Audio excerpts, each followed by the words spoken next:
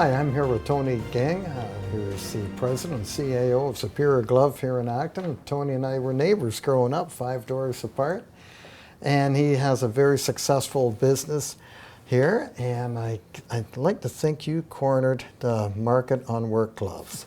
Maybe tell us a little bit about your business. Well, I think cornered is a little bit strong of a word, but I think we do very well. We have a very good proportion of the Canadian glove market.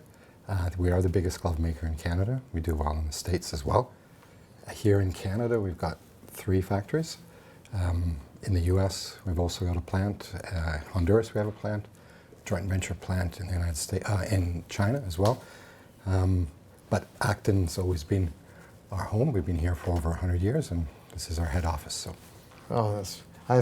I like to think you cornered the world when you hear about Honduras and China and where all your plants are. So how many gloves are we talking about, and types of gloves? I know it's just not one set of work gloves. You got a multitude. I've had tours here. So how many gloves approximately? Okay, so we ship over 100,000 pairs of gloves a day.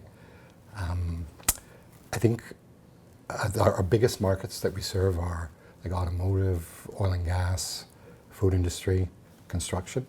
And for different styles, I think a lot of people think, oh, there's maybe 10 or 20 different kinds of gloves, but they're very surprised to hear that we make thousands of different styles of gloves. But when you think about all the different industries that need hand protection, and like from as wide ranging as forestry, commercial fishing, mining, to all the different types of manufacturing, you can imagine how different the glove needs are, say in pharmaceutical, electronics plants, to foundries, glass plants, steel mills. So we do special gloves for them all. Wow. How many employees do you have? So altogether 475. 475, wow, that's very good. Now, how did you get into the market, and how did you grow the market? Okay, well, I'll answer that specifically for like the export market, and I like to tell people we were an overnight success in the export market after trying really hard for 10 years. So, so we concentrated on the northeastern U.S. I think Acton's a really good location to serve the U.S. market, because we're just, like, I can be in our Buffalo warehouse in 90 minutes from here, so that proximity to the border really helps us.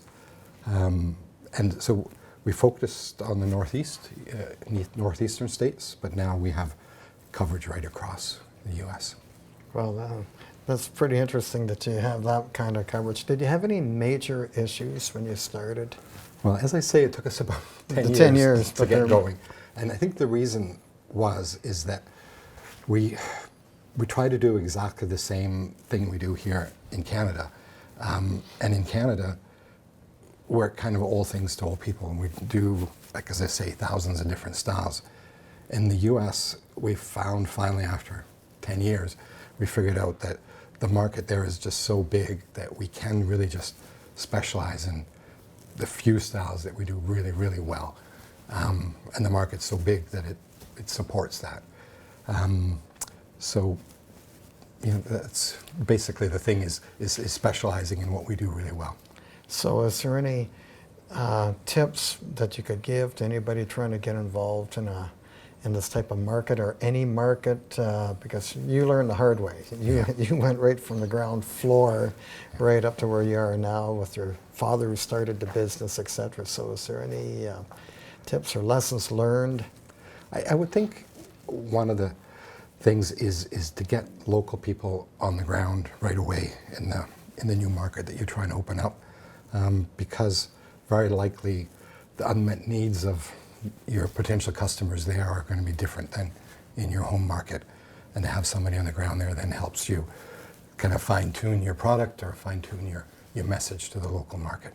I'd like to thank you for having us here today, and I'd like to say that Tony is a real community person, his family, and we have in Prospect Park the Superior Glove Splash Pad, which was sponsored here by Superior Glove, and every year the town we do a major cleanup, and it's like 5,000 pairs of gloves that are donated to the town's cleanup, and we're very grateful for that. So once again, thank you very much, Tony, for joining us. My pleasure. Thank you.